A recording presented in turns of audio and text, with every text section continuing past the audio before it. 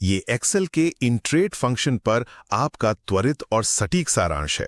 देखिए, अगर आप कभी किसी बॉन्ड जैसी सिक्योरिटी में अपना पैसा लगाते हैं ना, तो ये इंट्रेड फंक्शन उस निवेश की कुल ब्याज दर की बिल्कुल सटीक गणना करने का काम करता है।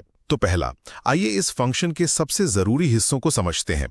इसके लिए आपको कुछ चीजें बतानी होंगी, जैसे सेटलमेंट डेट यानी जिस दिन आपने सिक्योरिटी खरीदी, और मैच्योरिटी डेट मतलब जब आपकी अवधि पूरी होगी। इसके साथ ही इन्वेस्टमेंट यानी आपकी लगाई गई रकम, और रिडेम्पशन यानी वापसी में मिलने वाली रकम की भी आवश्यकता होती है। दूसरा, तारीखों को सही तरीके से डालने के नियम पर जोर देना बहुत जरूरी है। याद रखिए, एक्सेल में तारीखें हमेशा डेट फंक्शन का उपयोग करके ही डालनी चाहिए। अगर इन्हें सामान्य टेक्स्ट के रूप में लिखा गया तो भाई आपके कैलकुलेशन में बड़ी गड़बड़ी हो सकती है। अंत में आपको कुछ संभावित गलतियों और एरर के बारे में भी बता दूं। यदि आपकी इन्वेस्टमेंट या रिडेम्पशन की वैल्यू 0 या उससे कम है, या फिर मान लीजिए सेटलमेंट डेट मैच्योरिटी डेट से बड़ी है, तो एक्सेल तुरंत #num या #value एरर दिखा देगा। सही तारीखों और निवेश की सटीक जानकारी के साथ इंट्रेड फंक्शन आपके वित्तीय रिटर्न को बिना किसी उलझन के तुरंत कैलकुलेट करने का सबसे आसान और स्मार्ट तरीका है।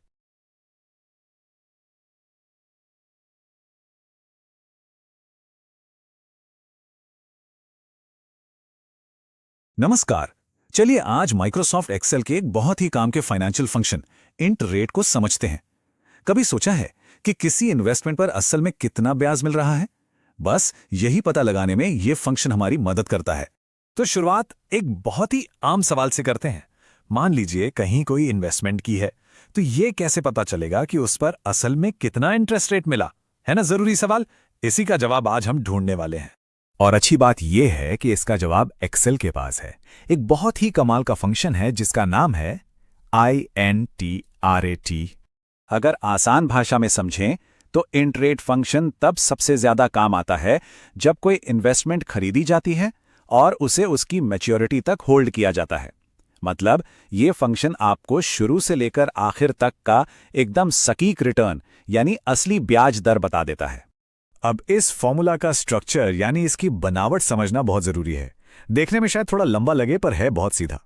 इसमें कुछ जरूरी चीजें हैं जैसे कि इन्वेस्टमेंट कब शुरू हुई, कब खत्म हुई, कितना पैसा लगाया गया। चलिए एक एक करके इन सबको देखते हैं। तो फिर इस फॉर्मूले के मुख्य भाग कौन कौन से हैं? आइए इसके हर एक हिस्से को जरा गहराई से समझते हैं। सबसे पहले आता है सेटलमेंट डेट।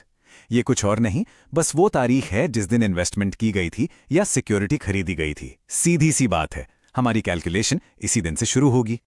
सेटलमेंट के बाद आती है मैच्योरिटी डेट। ये वो तारीख है जब इन्वेस्टमेंट का समय पूरा हो जाता है और पैसे वापस मिलने का टाइम आ जाता है। ये इन्वेस्टमेंट की एंड डेट है। तीसरा हिस्सा है इन्वेस्टमेंट, मतलब वो शुरुआती पैसा जो लगाया गया था, जिसे हम मूलधन या प्रिंसिपल अमाउंट भी कहते हैं। और फिर आता है चौथा बहुत जरूरी हिस्सा, रिडेम्पशन। ये वो टोटल अमाउंट है जो मैच्योरिटी पर वापस मिलता है। ध्यान रहे, इसमें मूलधन और ब्याज दोनों शामिल हो सकते हैं। अच्छा, इसमें एक और चीज है, बेसिस, पर यह ऑप्शनल है, मतलब जरूरी नहीं। ये एक्सेल को बस ये बताता है कि साल में कितने दिन गिनने हैं। ऐसा इसलिए क्योंकि फाइनेंस की दुनिया में कैलकुलेशन के लिए कभी कभी साल को 360 दिन का गिना जाता है, तो कभी पूरे 365 दिन का।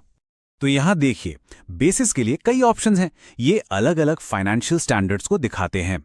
जैसे यूएस बॉन्ड मार्केट में अक्सर 360 दिन का साल इस्तेमाल होता है, जबकि कई जगह असल दिनों की गिनती होती है। तो जो भी ऑप्शन चुना जाएगा उससे कैलकुलेशन में थोड़ा सा फर्क आ सकता है। चलिए, थियरी तो बहुत हो गई, अब इसे एक्शन में देखते हैं। एक प्रैक्टिकल उदाहरण लेते हैं सीधा माइक्रोसॉफ्ट के डॉक्यूमेंटेशन से, ताकि समझ में आए कि ये फंक्शन असल में काम कैसे करता है। तो इस एग्जाम्पल में डेटा कुछ ऐसा है। सेटलमेंट डेट है 15 फरवरी 2008 और मैच्योरिटी डेट है ठीक 3 महीने बाद, 15 मई 2008। इन्वेस्टमेंट अमाउंट है $10 लाख और रिडेम्पशन अमाउंट यानी जो पैसा वापस मिला वो है $10,14,420।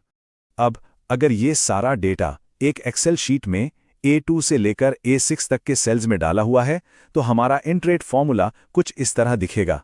बस हर एक इनपुट के लिए उस सेल का रेफरेंस दे दिया है। कितना सिंपल है ना?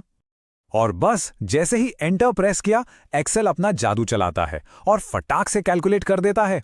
और रिजल्ट क्या है? 5.77%। यही है इस इन्वेस्टमेंट का असली सालाना इंटरेस्ट रेट। देखा कितनी आसानी से एकदम सटीक जवाब मिल गया। अब ये फंक्शन है तो बहुत पावरफुल, लेकिन कुछ आम गलतियों से बचना भी जरूरी है ताकि हमेशा सही रिजल्ट्स मिले। इसमें दो एरर्स सबसे कॉमन है, हैश वैल्यू और हैश नम। देखिए, हैश वैल्यू एरर तब आता है जब तारीखें सही फॉर्मेट में ना हो, और हैश नम एरर तब आता है जब नंबर्स में कोई गड़बड़ हो, जैसे इन्वेस्टमेंट 0 हो या फिर सेटलमेंट की तारीख मैच्योरिटी के बाद की डाल दी हो। लॉजिकल मिस्टेक है ना? तो फटाफट से याद रखने वाली बातें क्या हैं? पहली, इंट्रेड फंक्शन पूरी तरह से इन्वेस्टेड सिक्योरिटीज के लिए है। दूसरी, डेट्स हमेशा सही फॉर्मेट में डालें। तीसरी, इन्वेस्टमेंट और रिडेम्पशन के नंबर हमेशा पॉजिटिव होने चाहिए। और चौथी, सेटलमेंट डेट हमेशा मैच्योरिटी डेट से पहले होनी चाहिए। बस इन बातों का ध्यान रखना है। तो इंट्रेड फंक्शन एक्सेल के कई पावरफुल फाइनेंशियल टूल्स में से सिर्फ एक है। ये दिखाता है कि कैसे मुश्किल से मुश्किल लगने वाली कैलकुलेशंस को भी आसान बनाया जा सकता है। अब सवाल यह है कि एक्सेल का ऐसा कौन सा दूसरा फाइनेंशियल रहस्य है जिसे अगली बार सुलझाया जाए? इस जानकारी को देखने के लिए बहुत बहुत धन्यवाद।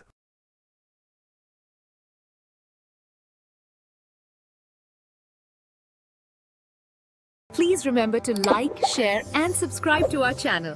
And make sure you click the bell icon too.